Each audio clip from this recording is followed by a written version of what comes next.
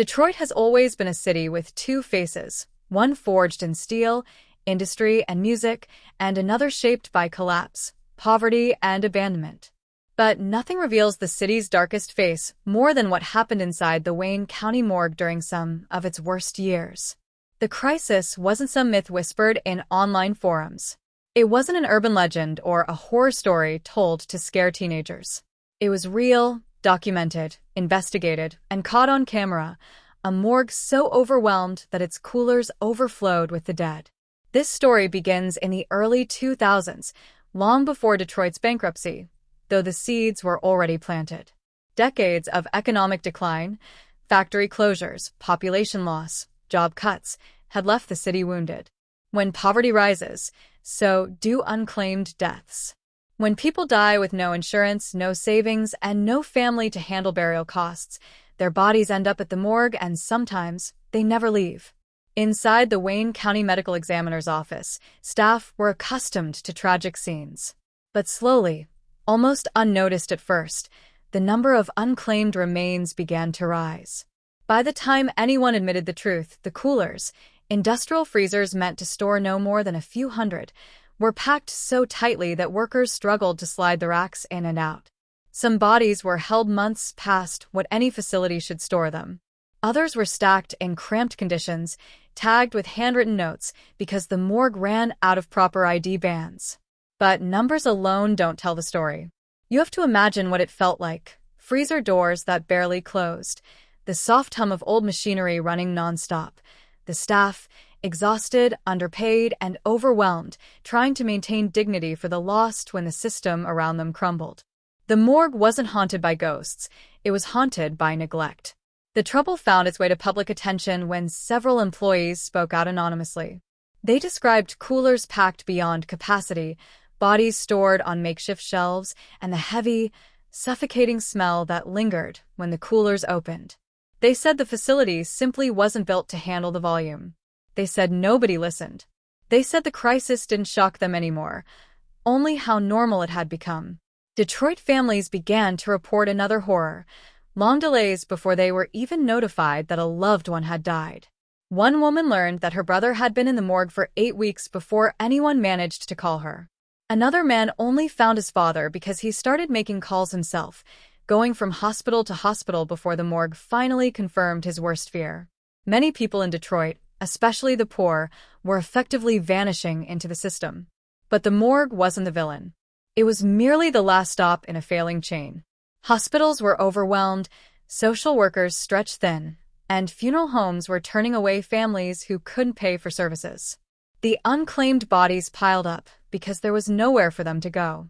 Reporters began digging, uncovering the truth piece by piece. Photos leaked, blurred for respect, showing packed storage racks, freezer shelves nearly bending, and hallways filled with temporary containers. There were stories of staff using portable coolers, improvising storage spaces, and begging the county for funding. Some employees broke down in interviews, describing how they talked to the bodies, apologizing even when no one was listening. The county promised reforms. A committee was formed. Meetings were held. But the bodies kept coming. Every week, more unclaimed deaths, more families unable to pay burial fees, more delays in release. Detroit was unraveling socially and economically, and the morgue was where every unraveling thread finally ended up. By 2009, the situation hit its peak. Auditors found nearly 200 unclaimed bodies waiting for processing. Some had been stored far longer than guidelines allowed. Others were stuck in a cycle of bureaucratic limbo. Families contacted, paperwork incomplete, funeral assistance denied or delayed. The morgue staff begged for new equipment, bigger coolers, and more employees. They got temporary funds, emergency fixes, promises of long-term solutions, but not enough to stop the overflow. What made the crisis truly horrifying wasn't the morgue itself. It was what it reflected, a community where death had become too common, too ignored, too easily forgotten. Detroit's forgotten dead became a symbol of the city's collapse. They represented people living on the margins, homeless, addicted, alone, or simply too poor to afford a burial. People who had once worked in the factories that built America's cars. People who had families who lost touch because the city pushed them apart. People who deserved more than cold metal shelves and silent, crowded coolers. And then came the investigations. Reporters documented everything: outdated equipment, understaffed shifts, malfunctioning coolers that strained to hold temperature. Auditors found that because so many bodies remained unclaimed, staff had to move them constantly to make room for new arrivals. Every time a cooler door opened, warm air rushed inside, forcing machines to work even harder. The risk wasn't supernatural, it was biological. Families demanded answers. Community leaders demanded accountability. And the morgue became a symbol of something larger than mismanagement. It became a symbol of how a city can fail its people in life and in death. For workers inside the morgue, the nightmare was daily reality. They didn't see ghosts walking the halls, but they felt something heavier, a burden of responsibility they were powerless to lift. Some reported sleepless nights, stress, depression. One examiner said the silence of the coolers became unbearable. You start hearing things, or you think you do. But it's not the dead haunting you. It's the living who've abandoned them. By the time the city began serious reforms, the damage was already done. The story spread nationwide, shocking audiences with conditions that resembled a disaster zone more than a functioning medical facility. But if you lived in Detroit, nothing about it was surprising. This was the reality of a city on the edge. This was the truth behind the overflowing coolers. Even as the morgue's internal problems grew, Detroit's external reality made everything worse. The early 2000s saw the city's homicide rate surge, drug-related deaths climb, and poverty reach some of the highest levels in the nation. Hospitals were closing, EMS response times were climbing, and social services were stretched beyond capacity. If the city's living were struggling to survive, its dead were struggling to be remembered. And so, the Wayne County morgue became the final stop for thousands of people society had already given up on. It was supposed to be a place of order, science, and respect. Instead, it became a bottleneck, overwhelmed by forces far beyond its walls. One of the most disturbing discoveries journalists made was how long some bodies had remained in storage. One audit found individuals who had been stored for nearly a year because no one claimed them, and because the county lacked the resources to cremate or bury them at public expense. The budget for indigent burials was so small that the morgue had to prioritize cases, which meant some bodies sat waiting while others received services first. For staff, it was agonizing. These weren't files or statistics. They were people. A worker recounted opening a cooler door one morning and realizing there was no space left, not even a few inches.